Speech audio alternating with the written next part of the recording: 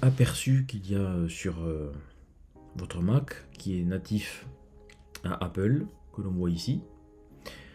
Mais pour l'utiliser, on va aller dans Safari rechercher un fichier PDF.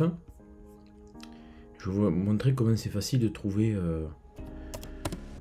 de transformer un article, par exemple dans le Monde.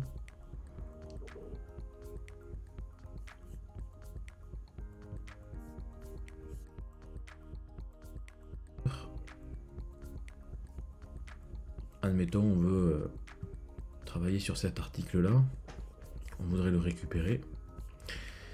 Et ça, c'est sur tous les sites, hein. Sur Safari, la particularité, vous voyez, vous avez un petit logo ici qui peut transformer votre fichier en PDF.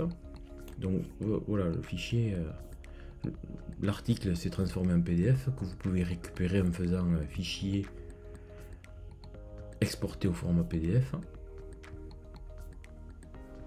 Voilà, on va le mettre sur le bureau. Il va s'afficher ici. Donc on peut fermer notre page Safari. On ouvre notre PDF et par défaut, il s'est ouvert avec le logiciel Aperçu. Et là, vous voyez, vous êtes sur l'onglet surlignage. Donc là, on peut surligner les choses qui nous intéressent. Choisissez la couleur. Voilà. Ça. Si on veut le surligner en jaune, on peut aussi. On peut aussi garder une couleur. Là, je suis sur la dernière sélectionnée. Normalement, ça doit être le jaune. Voilà. Donc, je peux surligner tout ce que je veux. Voilà, un jaune. Et si je veux changer de couleur, bien sûr, il me suffit d'aller sur le bleu.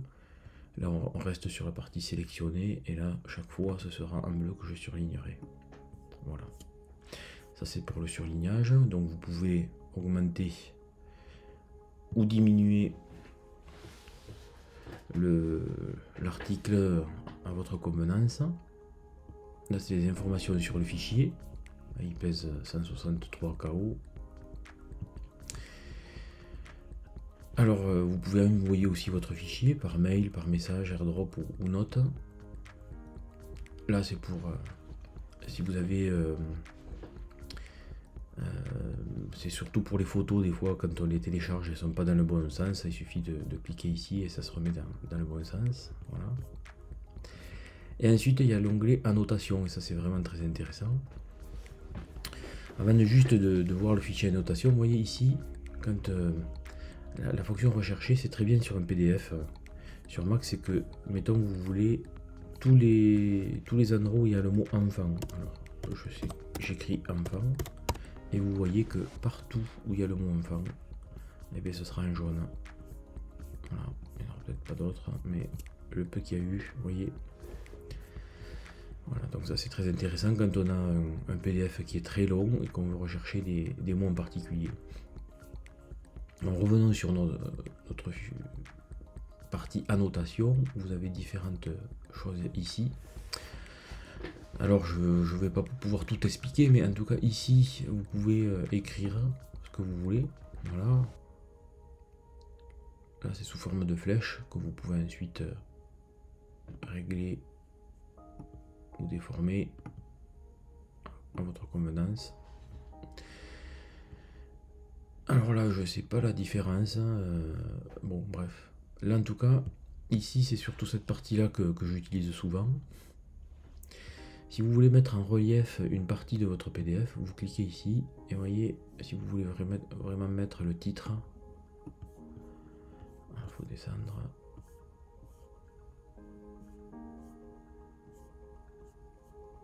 Voilà, il faut descendre ici et remonter jusqu'au titre. Voilà. Vous voyez, ça remet vraiment en relief cette partie-là. Ce que vous souhaitez mettre en relief, bien sûr. Hein. Ici aussi, donc si on clique dessus, on peut donc surligner, vous voyez, quelque chose de particulier sur un texte.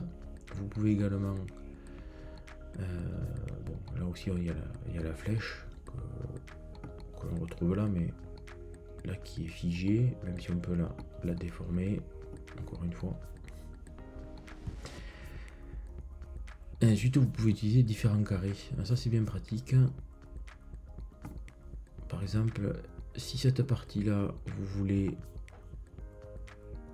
la mettre en relief aussi par un cadre, vous pouvez modifier la couleur du cadre ici. Vous pouvez le mettre en violet ou toute la couleur que vous souhaitez.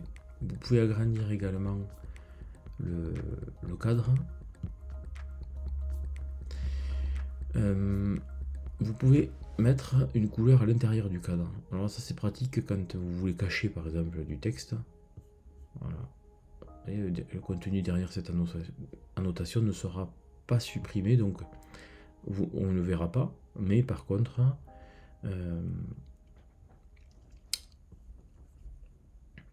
voilà, vous pourrez y revenir si vous le souhaitez.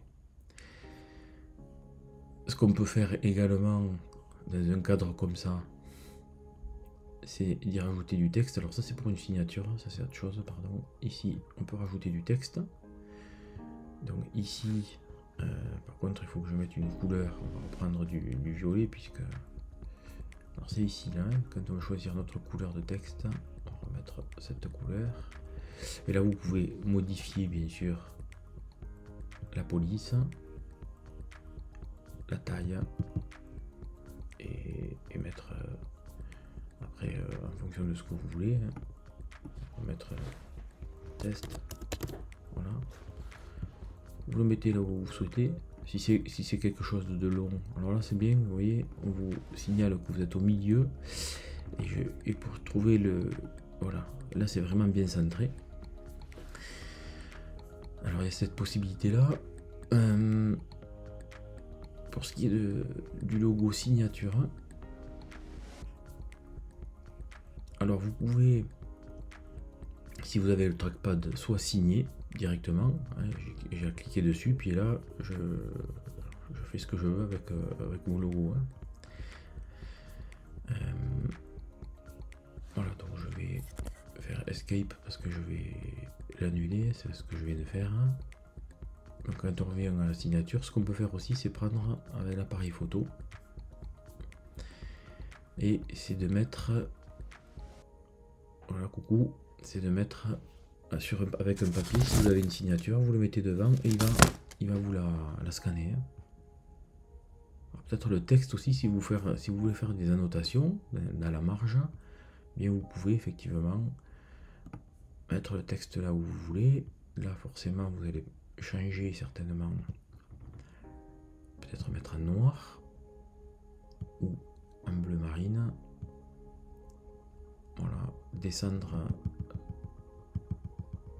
la taille.